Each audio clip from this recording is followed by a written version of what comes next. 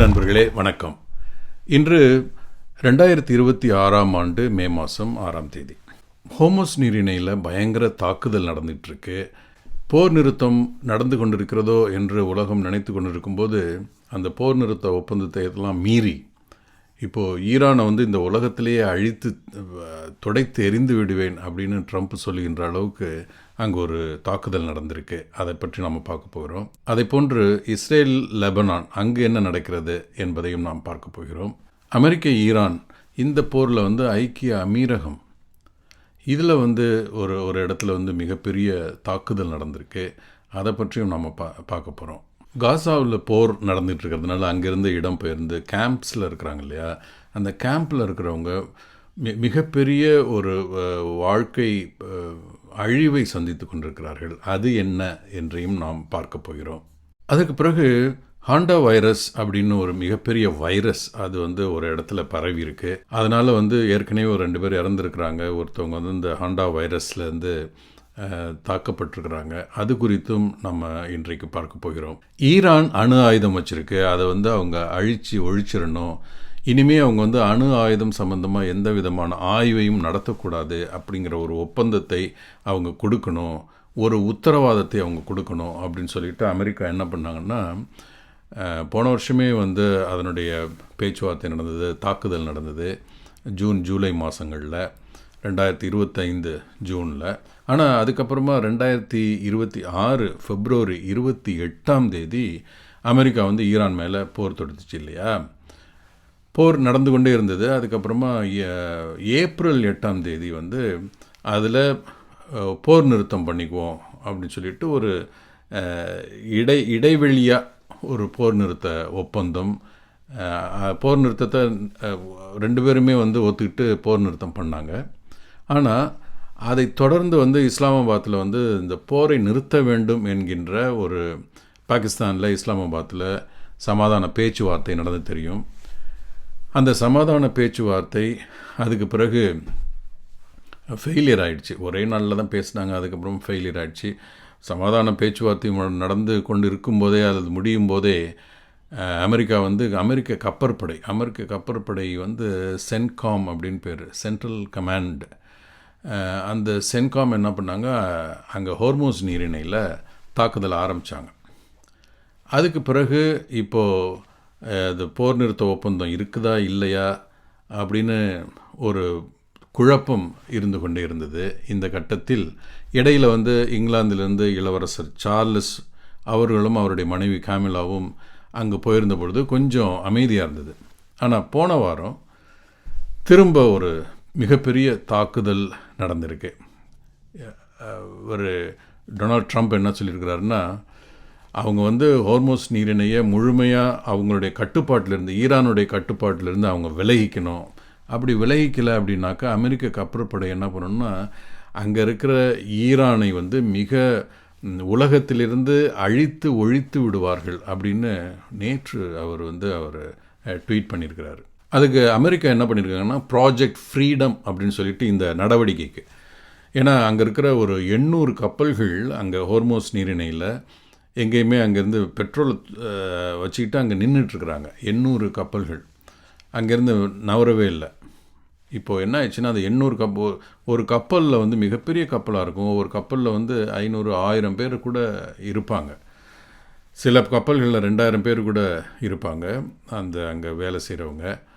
அப்போ 800 கப்பல்களில் கிட்டத்தட்ட ஒரு 1000 பேரே வச்சுக்கிட்டோம்னா கூட பல லட்ச மாலுமிகளும் பணியாளர்களுமா சேர்ந்து, அதிகாரிகளுமா சேர்ந்து அவர்களுக்கு உணவு, நீர், அவங்களுக்கு அத்தியாவசிய தேவையான பொருட்கள் கூட கிடைக்காமல் அவங்க அல்லல் படுவதாகவும் செய்தி வருகிறது. ப்ராஜெக்ட் ஃப்ரீடம் அப்படின்னு சொல்லிட்டு அமெரிக்கா மறுபடி தாக்குதல் ஆரம்பிச்சிருக்காங்கல்ல.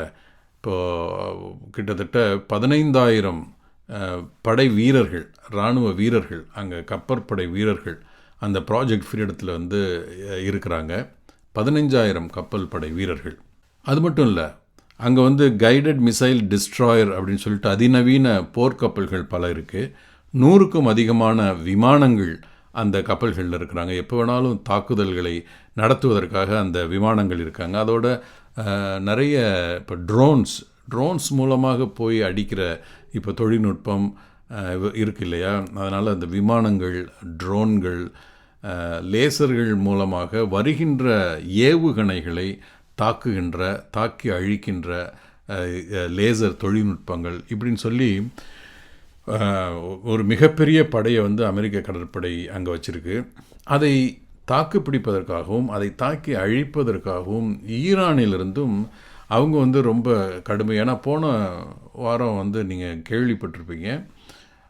ஈரானுடைய வெளியுறவு அமைச்சர் என்ன பண்ணார், சீனாவுக்கு போயும் அதே நேரம் ரஷ்யாவுக்கு போயும் அவருடைய ஆதரவை வந்து வாங்கினார். புட்டின் என்ன சொன்னார், நீங்கள் ஈரான் வந்து இந்த பாரசீக வளைகுடா இந்த பாரசீக வளைகுடாவில் அமைதி நிலவணும் அப்படின்னாக்க நீங்கள் வந்து உங்களுடைய தேச பாதுகாப்புக்காக செய்கிறீங்க, அதுக்கு நாங்கள் எல்லா விதமான ஆதரவும் தருவோம் அப்படின்னு சொல்லி ரஷ்ய அதிபர் புட்டின் சொன்ன நிலையில் இன்றைக்கு ஈரான் அமெரிக்க கப்பற்படையை அவர்கள் செய்கின்ற ஏதாவது நடவடிக்கை எடுத்தால் அதை எதிர்த்து தாக்குகின்ற பலத்தோடு ஈரான் இருக்கிறது.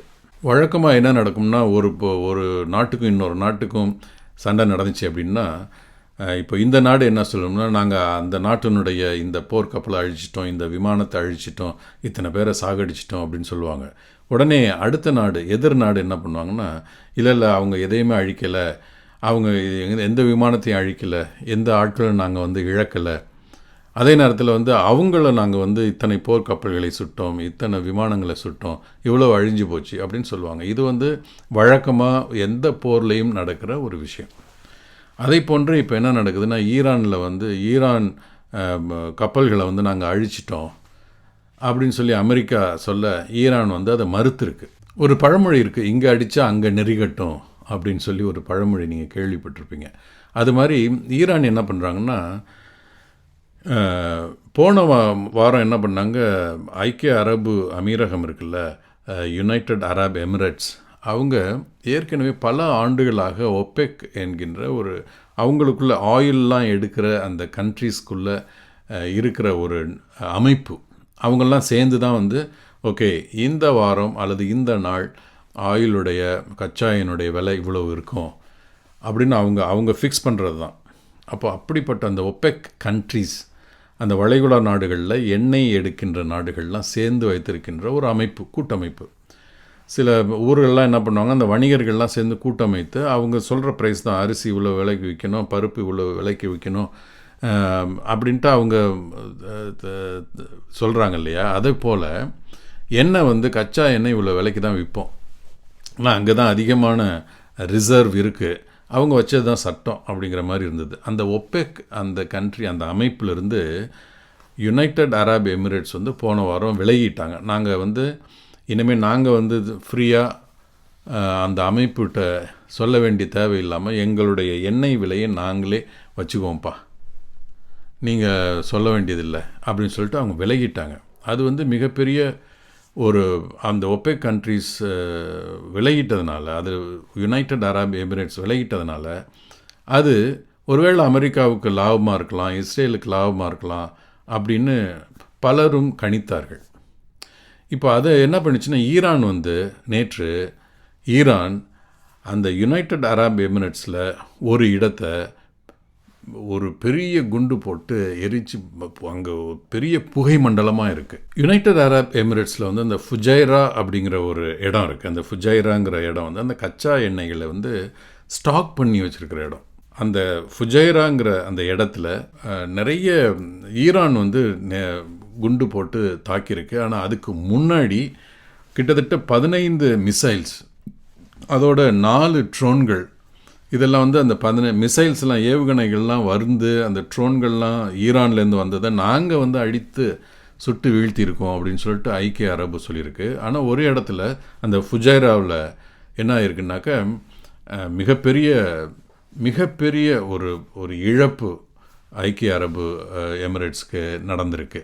அந்த ஃபுஜைரா எண்ணெய் முனையம் இருக்கு இல்லையா, அந்த ஃபுஜைரா எண்ணெய் முனையத்தில் வந்து கிட்டத்தட்ட 600 ஹெக்டேர் நிலப்பரப்புள்ள இது. அதில் வந்து என்ன சொல்கிறாங்கன்னா, பல மில்லியன் கச்சா எண்ணெயை வந்து சேமித்து வைக்க முடியும்.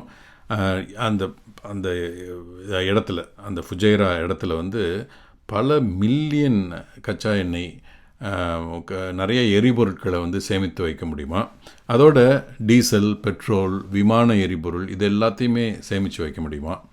அந்த ஹோர்மோஸ் முனை இருக்குல்ல, அது வந்து அந்த ஜலசந்தியில் இருக்குது அங்கே. ஆனால் இது இந்த ஃபுஜைரா வந்து அரபிக் இந்த வளைகுடாவில் இந்த இந்திய அது வழியாக வந்து அந்த ஹோர்மோஸ் நீரிணை போகாமல் இவங்க வந்து நேரடியாகவே எண்ணெயை வந்து கொண்டு போகலாம். ஸோ இந்த இடத்துல இருக்குது. அதை தான் வந்து ஈரான் தாக்கியிருக்கிறாங்க. அப்போ ஈரான் என்ன பண்ணியிருக்குன்னா, நீங்கள் அமெரிக்கா இஸ்ரேல் வந்து அந்த யுஏஇக்கு வந்து நிறைய சப்போர்ட் பண்ணியிருக்கிறாங்க. அவங்களுடைய டெக்னாலஜியை முழுசாக கொடுத்துருக்காங்க. அந்த லேசர் டெக்னாலஜியை கொடுத்துருக்குறாங்க. அதை வச்சு தான் வந்து ஈரான்லேருந்து வந்ததெல்லாம் அவங்க அழிச்சிருக்கிறாங்க. இஸ்ரேல்லேருந்து நிறைய வீரர்களை வந்து அங்கே அனுப்பிச்சிருக்கிறாங்க. அங்கே நிறைய கண்காணிப்பு கேமராக்களை வச்சு எப்போ வருதோ அதை வந்து எதிர்த்து அடிக்கிறதுக்காக வச்சுருக்கிறாங்க. அப்படி இஸ்ரேல் வந்து யுனைடெட் அரப் எமிரேட்ஸில் காத்து கொண்டு இருக்கும்போதே ஈரான் என்ன பண்ணியிருக்கு, அங்கே தாக்குதல் நடத்தியிருக்கு. அந்த தாக்குதலில் மிக முக்கியமான விஷயம் வந்து 3 இந்தியர்கள் அங்கே பாதிக்கப்பட்டிருக்கிறாங்க. அதுக்காக இந்தியா வந்து பெரும் கண்டனத்தை அது கொடுத்திருக்கிறது. இப்படி அந்த பாரசீக வளைகுடாவில் ஃபுஜைராங்கிற அந்த யுனைடெட் அரப் எமிரேட்ஸில் இருக்கிற ஃபுஜைரா பகுதியில் இருக்கிற கச்சா பொருளை எல்லாம், கச்சா எண்ணெய் எல்லாம், எரிபொருளை எல்லாம் சேமித்து வைக்கின்ற அந்த இடத்துல ஒரு கொடோன்னு வச்சிங்களேன், அந்த இடத்துல வந்து ஈரான் குண்டு போட்டு புகை மண்டலமாக இருக்கின்ற இந்த நேரத்தில் நிறைய பேர் வந்து அந்த எண்ணெய் மேலே வந்து நிறைய இன்வெஸ்ட் பண்ணியிருப்பாங்கள்ல அவங்க, அப்புறம் கப்பல் ஓனர்ஸு, இவங்க எல்லாருமே மிகப்பெரிய அச்சத்தை வந்து அவங்க மத்தியில் ஏற்படுத்தியிருக்கு. ஏன்னா இது எப்படி வியாபாரம் வந்து, ஏன்னா நிறைய பேர் சேர்ந்து அதுக்கு வந்து இன்ட்ரெஸ்ட் கூடிகிட்டே இருக்கும். ஸோ இது என்ன நடக்குமோ அப்படிங்கிற ஒரு பதட்டத்தை வந்து இது கொடுத்துருக்கு.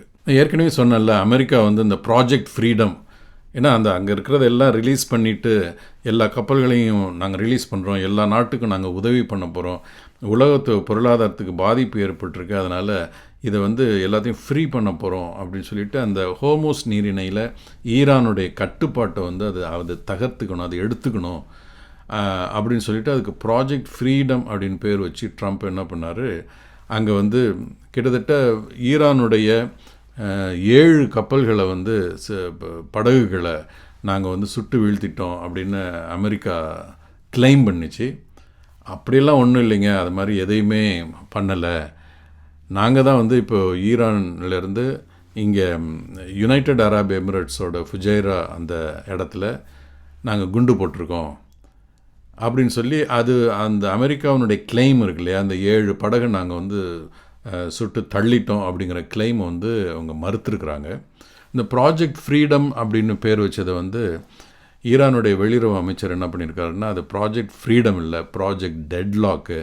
இதை வந்து அவங்க தான் வந்து இந்த இடத்துல வந்து இருந்துக்கிட்டு அந்த கஷ்டத்தை ஏற்படுத்துகிறாங்க. அவங்க இல்லைன்னாக்கா அது பாட்டுக்கு ஒழுங்காக இந்த கப்பல்கள்லாம் போயிட்டுருக்கோம். அவங்க பல ஆயிரக்கணக்கான மைல்களை கடந்து இங்கே வந்து இருந்து இதை சுடுவதற்கு என்ன காரணம், இங்கே அவங்க முற்றுகிறது என்ன காரணம், அவங்க இந்த இடத்த விட்டு வெளியேறணும். அப்படி வெளியேறாமல் தாக்குதல்கள் நடத்தினா நாங்கள் எதிர்த்தாக்குதல் நடத்திட்டு தான் இருப்போம் அப்படின்னு சொல்லி ஈரான் வந்து அவங்களுடைய நிலையை அவர்கள் சொல்லியிருக்கிறார்கள். இந்த நேரத்தில் அந்த ப்ராஜெக்ட் ஃப்ரீடம் நடந்துட்டுருக்கிறப்ப அமெரிக்காவுடைய போயிங் விமானம் ஒன்று வந்து KC-135 ஸ்ட்ரோ டேங்கர் அப்படின்னு சொல்லிட்டு KC-135 ஸ்ட்ரோ டேங்கர் அது வந்து மாயமாக காணாமல் போயிருக்கான். அது கிட்டத்தட்ட வந்து 1,20,000 லிட்டர் எரிபொருளை வந்து சுமந்து செல்லக்கூடிய அது எப்படின்னாக்கா அந்த போயிங் என்னன்னாக்கா ஒரு விமானம் பறந்துக்கிட்டே இருக்குன்னு வச்சிங்களேன், ஒரு இடத்துலேருந்து இன்னொரு இடத்துக்கு விமானம் பறந்துக்கிட்டே இருக்குது. அப்படி பறந்துகிட்டு இருக்கும்போது ரொம்ப தூரம் நீண்ட தூரம் அது பயணிச்சுன்னா எல்லா எரிபொருளையும் அதை வச்சுக்க முடியாது, விமான எரிபொருளையும் அதை வச்சுக்க முடியாது. சில இடங்களில் வந்து இப்போ ஒரு 5-6 மணி நேரம் 7-10 மணி நேரம் நடக்குதுன்னா ஒரு ஏர்போர்ட்லேருந்து இன்னொரு ஏர்போர்ட்டுக்கு ஒரு விமானம் போணுச்சுன்னா அதுக்குரிய விமான எரிபொருள் எடுத்துகிட்டு போகும். ஆனால் அங்கே போயிட்டு மறுபடியும் எரிபொருளை போட்டுக்கும், அதுக்கு ஒரு திரும்பி வரும், அல்லது அதுக்கு இன்னொரு இடத்துக்கு போகும், இப்படி நடக்கும். ஆனால் ரொம்ப நீண்ட தூரம் ஒரு விமானம் போகுது அப்படின்னா அந்த வானத்திலேயே ஆகாயத்திலேயே எரிபொருளை எடுத்துக்கணும். அது ஒரு கிட்டத்தட்ட ஒரு வானத்திலேயே எரிபொருளை கொடுக்கின்ற ஒரு எரிபொருள் நிலையம் மாதிரி அது, அந்த டேங்கர், அந்த போயிங். அது வந்து இப்போ வந்து காணாமல் போய்விட்டது அப்படிங்கிற ஒரு செய்தியும் வருது. ஒரு விமானம் அது மாதிரி காணாமல் போனால் 7700 அப்படிங்கிற ஒரு நம்பரை வந்து அதை அழுத்துமா. 7700 அழுத்தினா கீழே கட்டுப்பாடு இருக்குல்ல, விமான கட்டுப்பாடு நிலையத்துக்கு அது தெரிஞ்சிடும், ஆஹா அது ஏதோ ஒரு பிரச்சனை ஆயிடுச்சு அப்படின்னு. அது வந்து இப்பொழுது அமெரிக்காவினுடைய ஒரு விமானம் இது மாதிரி மாயமாக காணாமல் போனது வந்து மிகப்பெரிய ஒரு ஆச்சரியத்தை இந்த நேரத்தில் உண்டு பண்ணியிருக்கு. இந்த பிரச்சனையினால் யாருக்கு ரொம்ப பாதிப்பு அப்படின்னு பார்த்தாக்க அமெரிக்காவுக்கு தான் ரொம்ப பாதிப்பாக இருக்குது. இந்த 3-4 வருஷங்களில் மிக அதிகமாக ஒரு பேரலுக்கு வந்து ஒரு கச்சா எண்ணெயுடைய விலை இவ்வளவு அப்படிங்கும்போது அது வந்து மிக அதிகமாக இப்போ மிட் டேர்மில் எலெக்ஷன்ஸ் வேறு வருது அவங்களுக்கு நவம்பரில். அந்த எலெக்ஷன்ஸ் வந்து அவங்களோட republican party, president Donald Trump சேர்ந்திருக்கிற ரிப்பப்ளிக்கன் பார்ட்டி, அதற்கு வந்து மிகப்பெரிய ஒரு இழப்பு வரும். ஏன்னா வந்து அங்கே பெட்ரோலுடைய விலை அதிகமானால் மற்ற பொருட்களுடைய விலையும் அதிகமாக இருக்கும். அப்போ விலை ஏற்றம் என்பது வந்து அது ராக்கெட்டில் போகிற மாதிரியாக இருக்கிறது வந்து அமெரிக்காவுக்கு வந்து மிகப்பெரிய பாதிப்பை ஏற்படுத்தி இருக்கிறது என்று சொல்கிறார்கள். இப்போ 2 பேருக்கு இடையில சண்டை வருதுன்னு வச்சிங்களேன், இவர் வந்து இவர் அடிக்கிறார், இவர் அடிக்கிறாரு, கொஞ்சம் நிறுத்து அப்படின்ட்டு 2 பேருமே சொல்லிட்டு நிறுத்தி கொஞ்சம் ஆசுவாசப்படுத்திக்கிட்டு, நீங்கள்லாம் இந்த குத்துச்சண்டையெல்லாம் பார்த்தாக்க ஒவ்வொரு ரவுண்டாக நடக்கும்ல, அப்போ வந்து நடத்திட்டு நடுவர் என்ன பண்ணுவார், 2 பேரையும் உட்கார வைப்பார். அவங்க வந்து உடனே தண்ணி கொடுப்பாங்க, அது வந்து எல்லாம் தொடச்சி விடுவாங்க, அடிப்பட்ட ரத்தத்தெல்லாம் தொடச்சி விடுவாங்க, அதெல்லாம் பார்த்துருப்பீங்க. அது மாதிரி தான் இப்போ நடந்துகிட்ருக்கு. இப்போ என்ன பண்ணுறாங்கன்னா, நிறுத்து கொஞ்சம் நேரம் நிறுத்திக்க, நாம் வந்து அந்த முற்றுகை வந்து அமெரிக்க டொனால்ட் ட்ரம்ப் நேற்று அவருடைய ட்ரூத் சோஷியலில் என்ன போட்டிருக்காருன்னா, அந்த முற்றுகை ஹோமோஸில் வந்து முற்றுகை அப்படி தான் இருக்கும், ஆனால் நாங்கள் அந்த ப்ராஜெக்ட் ஃப்ரீடம்னு சொல்லி இதை கப்பல்கள்லாம் ரிலீஸ் பண்ணுறதுக்கான நடவடிக்கை எடுக்கிறோம்ல, அதை வந்து நாங்கள் ஹோல்டு பண்ணுறோம். ஆனால் நீங்கள் வந்து அந்த ஹோமோஸ் நீரிணை மேலே உங்களுடைய கட்டுப்பாட்டை தளர்த்தணும், இதை பற்றிய பேச்சுவார்த்தை நடத்துவோம், வெயிட் அப்படின்னு சொல்லிட்டு சொன்னதாகவும். இப்போ அது வந்து ஈரான் வந்து அதுக்கு எந்த விதமான பதில் இதுவரைக்கும் ஒன்றும் கொடுக்கல. அப்போது ஏற்கனவே இந்த அமெரிக்க டொனால்ட் ட்ரம்ப் என்ன பண்ணியிருக்காரு, பாகிஸ்தான் மூலமாக தான் அந்த பேச்சுவார்த்தையை வந்து அவங்க வைக்கிறாங்க. பாகிஸ்தான் இஸ்லாமாபாத்லேருந்து தலைவர்கள் வந்து ரொம்ப ஆர்வமாக அவங்க வந்து ஈரானுக்கு போய் பேசுகிறது, இங்கே அமெரிக்க அதிகாரிகளோட பேசுகிறது, இந்த மாதிரி சொல்லி இதை எப்படியாவது ஒரு சமாதான பேச்சுவார்த்தை கொண்டு வந்து அந்த போர் நிறுத்தம் பண்ணணும் அப்படின்னு பல நாடுகளும் அதை வந்து ப்ரெஷர் கொடுத்துட்ருக்குறாங்க. ஆனால் இந்த நேரத்தில் வந்து ட்ரம்ப் என்ன பண்ணுறாரு, யாரையுமே மதிக்காமல் இங்கிலாந்தோட சண்டை, இட்டாலியோட சண்டை, ஆனால் புட்டினை வந்து அவர் மறுபடி ரஷ்யாவில் போய் சந்திக்க போகிறதாகவும் இருக்குது. அது பற்றி நான் ஃபோனில் பேசியிருக்கோம் அப்படின்னு ட்ரம்ப் சொல்லியிருக்கிறார். இப்போ இஸ்ரேல் லெபனான் அந்த போரில் என்ன நடக்குது அப்படின்னு பார்த்தோம்னா, இஸ்ரேலுக்கும் லெபனானுக்கும் தொடர்ந்து போர் நடந்துகிட்ருக்கு. அதில் நேற்று வந்து லெபனான் மேலே இஸ்ரேல் நடத்தின தாக்குதலில் 17 பேர் இறந்து போயிட்டாங்க அப்படின்னு சொல்லிட்டு லெபனான் அரசு அறிவிச்சிருக்கு. அதே நேரத்தில் இஸ்ரேல் என்ன பண்ணியிருக்காங்கன்னா, அங்கேருந்து லெபனான்லேருந்து பல ஏவுகணைகளை அவங்க ஹெஸ்புல்லா அமைப்பு வந்து ஏவி இருக்கிறாங்க, அதெல்லாம் நாங்கள் வந்து அதை வந்து எதிர்த்து தகர்த்துருக்குறோம். ஹெஸ்புல்லா வந்து ரொம்ப ஆக்டிவாக இருக்கிறாங்க, எங்கள் மேலே வந்து நிறைய ஏவுகணைகளை அவங்க வந்து போடுறாங்க அப்படின்னு இஸ்ரேல் அரசும் அது அவங்களுடைய செய்தி வெளியிட்டிருக்கு. இஸ்ரேலுக்கும் லெபனானுக்கும் நடந்துக்கிறது முன்னாடி காசாவில் போர் நடந்துகிட்டு இருந்ததில்ல. இப்போ அந்த காசாவிலிருந்து நிறைய பாலஸ்தீனர்கள் வெளியேறி கேம்ப்ஸில் இருக்காங்கல்ல, அங்கே அந்த கேம்பில் இருக்கிறவங்கள மத்தியில் நிறைய எலிகள், ரொம்ப அதிகமாக எலிகள் உருவாகினதுனால எலிகள்லேருந்து நிறைய உணவுப் பொருட்கள் பாதிப்பு, அதனால் வந்து உணவு பற்றாக்குறையாக இருக்குது. அது மட்டும் இல்லை, அதனால் வந்து நிறைய நோய்கள் பரவுகிற அபாயம், நிறைய பேருக்கு வந்து நோய்கள் வந்துட்டுருக்கு.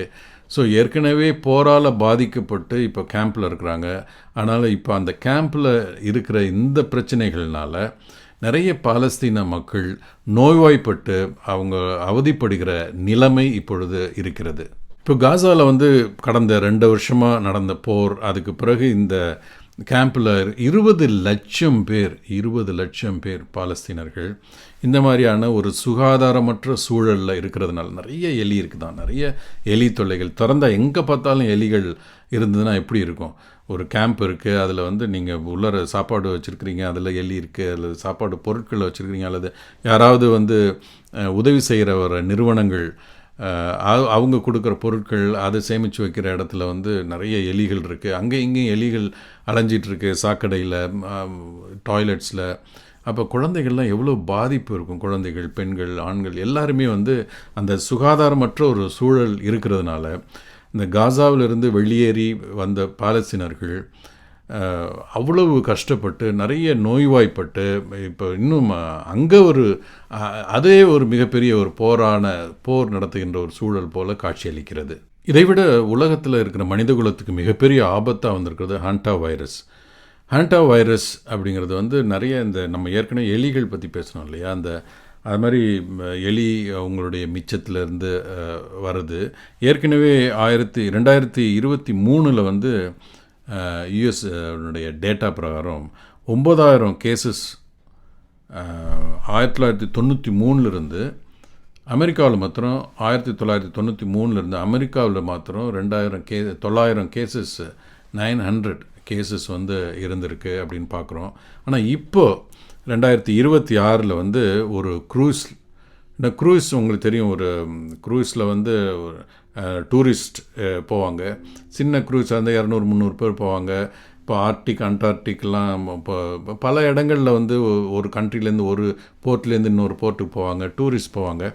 சில க்ரூஸில் வந்து 1000 பேர் இருப்பாங்க, 2000 டூரிஸ்ட் இருப்பாங்க, 4000 டூரிஸ்ட் வரைக்கும்லாம் இருப்பாங்க. பெரிய பெரிய க்ரூஸ்லாம் இருக்குது. கொரோனா வைரஸ் கூட மிக அதிகமாக பாதிக்கப்பட்டு இப்போ ஆஸ்திரேலியாவில் வந்து ஒரு பெரிய க்ரூஸ் மூலமாக தான் அது வந்து நிறைய நுழைஞ்சுது. அது மாதிரி இப்போ வந்து அர்ஜென்டினாவிலையும் ஒரு க்ரூஸில் வந்து இப்போது நேற்றிலிருந்து ஒரு ஹாண்டா வைரஸ் பாதிக்கப்பட்டு 2 பேர் இறந்து போனதாகவும், அதில் இப்போது ஒருத்தர் ஹாண்டா வைரஸில் இருந்து அது வந்து உடனடியாக மற்றவங்களுக்கும் பாதிக்கப்படுமா, என்ன பண்ணுறது அப்படின்னு சொல்லிட்டு அர்ஜென்டினாவில் இருக்கிற அந்த கப்பல் வந்து ரொம்ப கவலையில் இருக்கிறாங்க. மறுபடியும் அது உலகம் பூரா பரவி விடுமோ என்கின்ற அச்சம் பலருக்கு எழுந்திருக்கிறது. இந்த ஹாண்டா வைரஸ் பற்றிய மேலதிகமான செய்திகளை அடுத்தடுத்து பார்ப்போம், அது எப்படி இருக்குது. ஏன்னா ஏற்கனவே வந்து சைனா, கொரியா, ரஷ்யா, அமெரிக்காலலாம் அதால் பாதிக்கப்பட்டிருக்கு. இப்போது அர்ஜென்டினா பக்கம் இருக்கிற அந்த க்ரூஸில் வந்திருக்கிறது வந்து மறுபடியும் இன்னும் எது பரவுமா என்ன அப்படின்னு சொல்லிட்டு மறுபடி பார்ப்போம். ப்ராஜெக்ட் ஃப்ரீடம் அப்படின்னு சொல்லிட்டு ஈரானை இந்த உலகத்திலிருந்தே, இந்த பூமியிலிருந்து ஒழித்து விடுவோம் அப்படின்னு சொல்கிற ட்ரம்ப் அப்படி ரொம்ப வந்து கொதிச்சிட்ருக்கிறாரு. இந்த நேரத்தில் உலக அளவில் எல்லோருமே வந்து இந்த பொருளாதார நிலையிலையும் இது எப்படி ஒவ்வொருத்தருடைய உணவையும் பாதிக்கும் அப்படிங்கிறதையும் நம்ம பார்த்தோம் ஏற்கனவே. இந்த சூழலில் இது எப்பொழுது நடக்கும்? ஏன்னா இப்போ ஒரு 10 நாளாக கொஞ்சம் அமைதியாக இருந்தது போல் இருந்தது. ஆனால் திரும்ப வந்து இந்த ரப்சர் அவங்களுக்குள்ள ஆரம்பிச்சிருக்கு. இப்போது ஈரான் யுனைடெட் அரப் எமிரேட்ஸ் அது மேலே குண்டு போட்டு அந்த மிகப்பெரிய கச்சா எண்ணெய் கொடவுன் வந்து தாக்கியிருக்கு. அமெரிக்க கடற்படை சென்ட்ரல் கமாண்ட் அமெரிக்க கடற்படை ஹோமோஸ் நீரிணையை முற்றுகையிட்டு சில ஈரானிய கப்பல்களை நாங்கள் 7 கப்பல்களை தாக்கிட்டோம் அப்படின்னு அவங்க கிளைம் பண்ணுறாங்க. ஸோ இந்த சூழலில் உலகம் இந்த போர் இல்லாமல் எப்படி இருக்கும் அப்படிங்கிற ஒரு சூழலில் நகர்ந்து கொண்டிருக்கிறது. மேலும் அதிகமான செய்திகளை நாளைக்கு வந்து சந்திப்போம். நன்றி, வணக்கம்.